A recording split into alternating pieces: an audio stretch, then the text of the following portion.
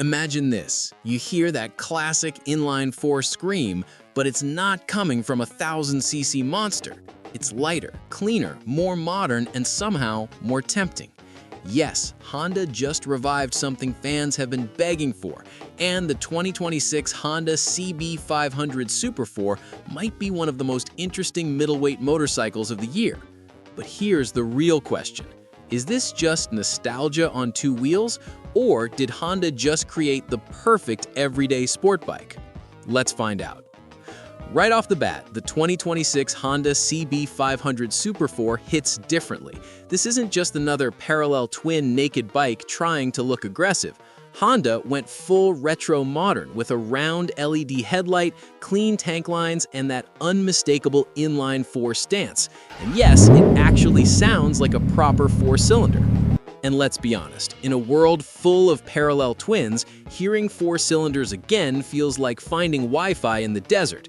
But looks are just the beginning. Under the tank, Honda brings back the magic formula, a smooth, high-revving inline-four engine. Now, Honda hasn't just copied the past, they've refined it. The 2026 model is expected to produce around 55 horsepower, tuned for linear power delivery instead of aggressive spikes. That means smooth acceleration in the city and enough excitement when you twist the throttle. And here's where it gets interesting. Unlike many modern bikes that push power low in the RPM range, the CB500 Super Four actually rewards you for revving it out. The higher you go, the better it sounds, the stronger it pulls, and suddenly you're smiling inside your helmet for no reason. You know, the kind of smile that makes you forget you were just going to buy groceries. But performance isn't just about the engine. Honda pairs this bike with a lightweight steel frame designed for balanced handling. Not too aggressive, not too relaxed, right in that sweet spot. It's the kind of geometry that makes commuting easy but still fun when the road starts to twist. And speaking of twists, Honda didn't cheap out on suspension either. Up front, you get upside-down forks, and at the rear, a preload adjustable monoshock. This setup gives the CB500 Super Four a planted feel without making the ride harsh. Translation, you can ride it daily without feeling like your spine is negotiating with your chiropractor. Brakes are handled by dual front discs with ABS, which is honestly what we expect in 2026. But Honda's braking feel is usually progressive and confidence-inspiring, especially for newer riders stepping into the inline-four world. Now let's talk about something people don't expect. The riding position. This isn't a super sport. It's upright, comfortable, and surprisingly relaxed. The handlebars are slightly raised, the foot pegs are neutral, and the seat height is approachable. That means this bike isn't just for weekend blasts, it's actually practical. Yes, an inline-four that's practical. I know, sounds illegal. But Honda didn't stop there. The 2026 Honda CB500 Super Four also gets a modern digital TFT display. You'll find gear position indicator, ride data, fuel economy, and smartphone connectivity. So yes, you can track your ride while pretending you're just riding to get coffee again. Lighting is full LED all around, and Honda has also included traction control, which is a nice safety feature especially for newer riders stepping into the inline-four world. And that brings us to an important question. Who is this bike actually for? Well, beginners might find the inline-four intimidating, but thanks to the smooth power delivery, it's actually manageable.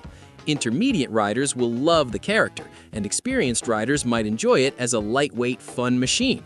Basically, this is the motorcycle equivalent of just one more ride every single day. But there's one more thing, and this might surprise you: fuel efficiency.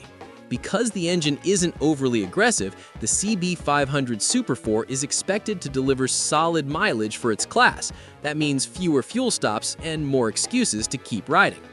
And let's not ignore the elephant in the room: the competition. Most bikes in this segment are parallel twins. They're cheaper to build, easier to maintain, and very common. But Honda chose to bring back an inline-four, which instantly makes this bike stand out. It's smoother, it revs higher, it sounds better, and honestly, it just feels more special. But here's the cliffhanger. All of this sounds amazing, but will Honda price it competitively? Because if they do, the CB500 Super Four could dominate the middleweight category. If they don't, it might remain a niche favorite for enthusiasts. Either way, this bike is not boring. And in today's motorcycle market, that's already a win. So, to sum it up, the 2026 Honda CB500 Super Four offers retro styling, inline-four excitement, modern electronics, comfortable ergonomics, and everyday usability. It's a rare combination that we don't see often anymore. And honestly, it might be one of the most charming motorcycles Honda has launched in years. But I want to know what you think. Would you pick this over a parallel twin, or is the Inline-Four comeback too little too late? Drop your thoughts in the comments. And if you enjoyed this review, there's another video on your screen right now where we break down the best middleweight motorcycles you can buy this year, including a few that might actually beat the CB500. Click that video through the end screen, and I'll see you there.